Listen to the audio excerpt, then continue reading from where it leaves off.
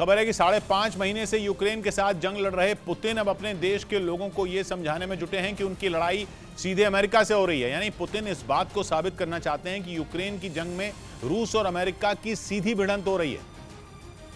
और कहा जा रहा है कि पुतिन और उनके सिपहसालारों ने कुछ हफ्ते पहले से ही रूस में ऐसा माहौल तैयार करना शुरू कर दिया था। वो अपने देश के लोगों को यह भरोसा दिलाने की कोशिश करने लगे थे कि उनकी लड़ाई सिर्फ यूक्रेन से नहीं हो रही है, बल्कि अमेरिका भी उनके साथ सीधी जंग लड़ रहा है।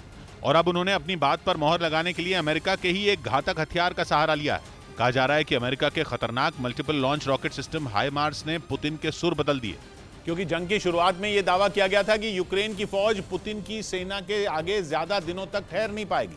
कहा जाता है कि पुतिन को भी कुछ ऐसा ही भरोसा था, लेकिन यूक्रेन जल्द उनके सामने घुटने टेक देगा। लेकिन ऐसा हुआ नहीं।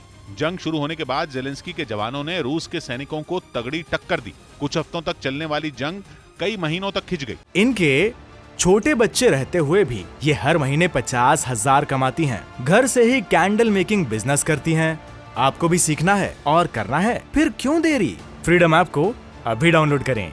रही सही कसर पश्चिमी देशों से यूक्रेन को मिले हथियारों ने पूरी कर दी। उनकी मदद से यूक्रेन के सैनिकों ने रूसी सेना को कई ऐसे इलाकों से भी खदेड़ने का दावा किया जिन पर रूस का कब्जा हो चुका था। लेकिन कहा जा रहा है कि पुतिन के लिए सबसे बड़ा सिरदर्द बना अमेरिका का मल्टीपल लॉन्च रॉकेट सिस्टम हाइमार्स, क्योंकि इसी के हमले और उससे हो रहे नुकसान की कहानी सुनाकर वो अपने देश के लोगों को ये यकीन दिला रहे हैं कि उनकी जंग अमेरिका से भी हो रही है। और रूस ने तो यह भी आरोप लगा दिया कि अमेरिका के इसी घातक हथियार की वजह से ही पूर्वी यूक्रेन में बड़ी संख्या में नागरिकों की मौत हुई, क्योंकि यूक्रेन ने डॉनबास की जंग में बड़े पैमाने पर हाइमार्स का इस्तेमाल किया।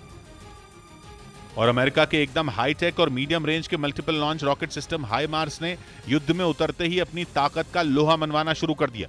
ये एक साथ कई मिसाइलें लॉन्च करने की ताकत रखता है। इसकी हर मिसाइल जीपीएस तकनीक से लैस होती है, यानी एक बार ये दुश्मन पर चल गई तो फिर उसे खत्म करके ही रहती है। इसीलिए यूक्रेन काफी वक्त से डॉनबास की लड़ाई में इस्तेमाल करने के लिए अमेरिका से इनकी मांग कर रहा था। हालांकि अमेरिका से इनकी खेप पहुंचने से पहले यूक्रेन के पूर्वी हिस्से डॉनबास पर पुतिन की सेना ने अपनी पकड़ काफी मजबूत कर ली थी। लुहांस्क पर कब्जे का दावा करने के बाद रूसी सेना तेजी से डोनेस्क के इलाकों की तरफ बढ़ रही थी, और इसी वजह से यूक्रेन ने वहां पहले ही अपनी मोर्चाबंदी मजबूत करनी शुरू कर दी थी। इसके बाद पश्चिमी मीडिया ने दावा किया कि अमेरिका से मिले हाइमार्स ने पूर्वी यूक्रेन में पुतिन की पूरी बाजी ही पलट दी और उनकी फौज पर ऐसा भीषण हमला बोला कि तेजी से बढ़ते उसके कदम ठिठक गए। हाइमार्स की मार के बाद पुतिन की सेना पूर्वी यूक्रेन की लड़ाई में ही उलझकर रह गई। यूक्रेन ने दावा किया कि सिर्फ हाइमार्स से किए हमलों में ही अब तक रूस के 100 से ज्यादा सैनिक मारे जा चुके हैं। बताया गया कि अमेरिका ने अब तक 12 हाइमार्स यूक्रेन की मदद के लिए भेजे हैं, जबकि 4 और हाइमार्स जल्द ही यूक्रेन को मिल जाएंगे। यानी आने वाले दिनों में यूक्रेन की ताकत में और इजाफा हो सकता है, जंग और लंबी खिंच सकती है।